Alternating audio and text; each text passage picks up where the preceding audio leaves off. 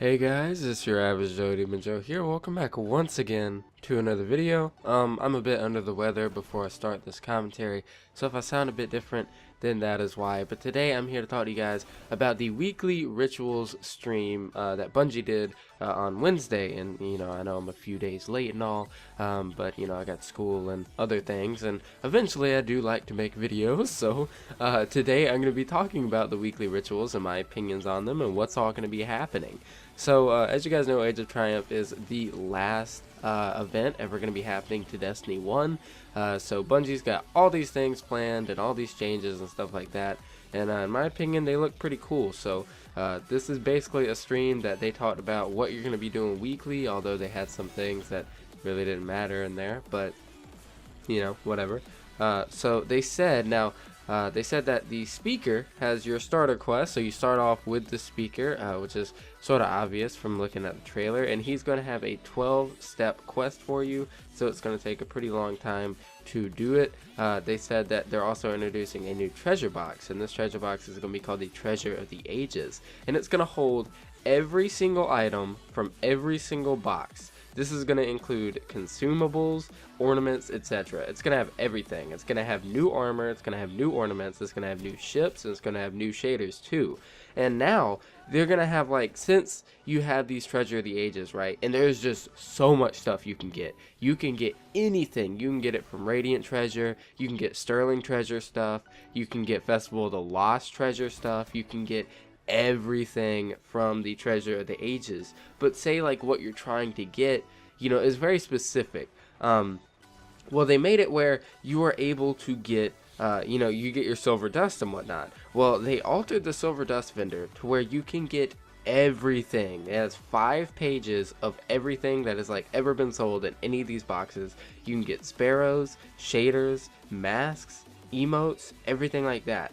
You'll be able to get 3 Treasure of the Ages per week. So if you don't like what you get, dismantle it down for silver dust, and you'll be able to go to that vendor and really get anything you could possibly want. There's also going to be 2 weekly bounties from Shaxx instead of 1 for the Crucible. You can use your silver dust for an arena engram, which is armor. So I'd imagine, right, Shaxx is going to be selling these things called arena engrams, which once you decrypt them gives you a Crucible armor piece. I assume that it's going to drop at 3 light, but the reason this exists is so you can get God World armor, I guess, so that you can get your intellect Dissy or your strength Dissy or whatever you want.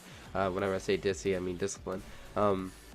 And so that's a pretty cool thing. You'll be able to do this with Dead Orbit, with Future War Cult, with the Crucible, with Vanguard. You'll be able to do it with everybody. Just use your silver dust for that.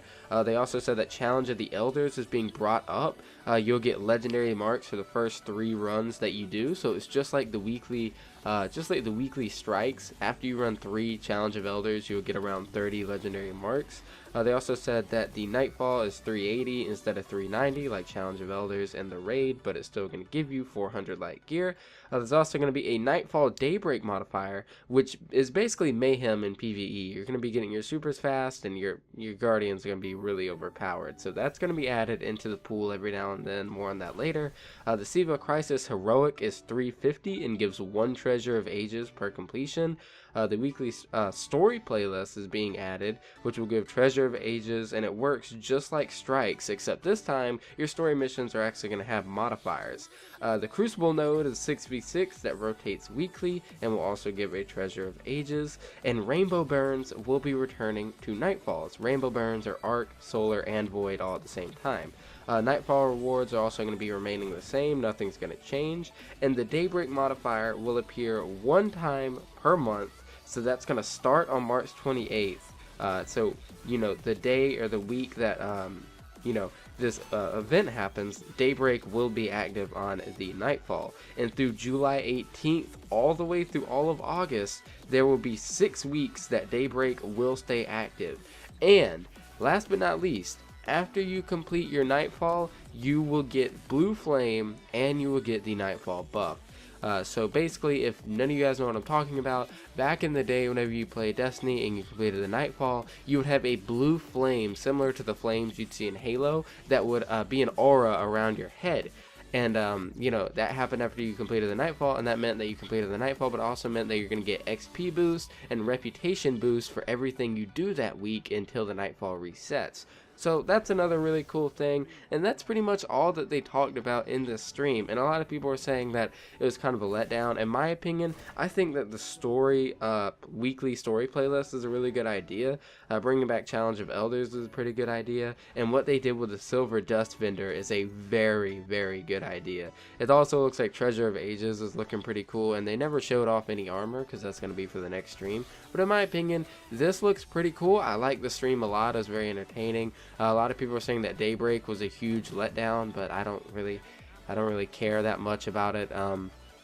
People said that Daybreak was being hyped up and stuff, and I didn't really see it. I didn't really see how Bungie was hyping up Daybreak a lot that whole stream for it to be a letdown. But you know, I mainly paid attention to everything else. But yeah, guys, that's pretty much it for the video. Let me know what you guys think about Age of Triumph and how it's starting to shape up. We still got one more live stream to look at, so you never know how much cooler or maybe worse things could get. I don't know. But yeah, guys, thank you so much for checking out the video. Let me know in the comments down below what you think about the Age of Triumph, and I'll see you next time.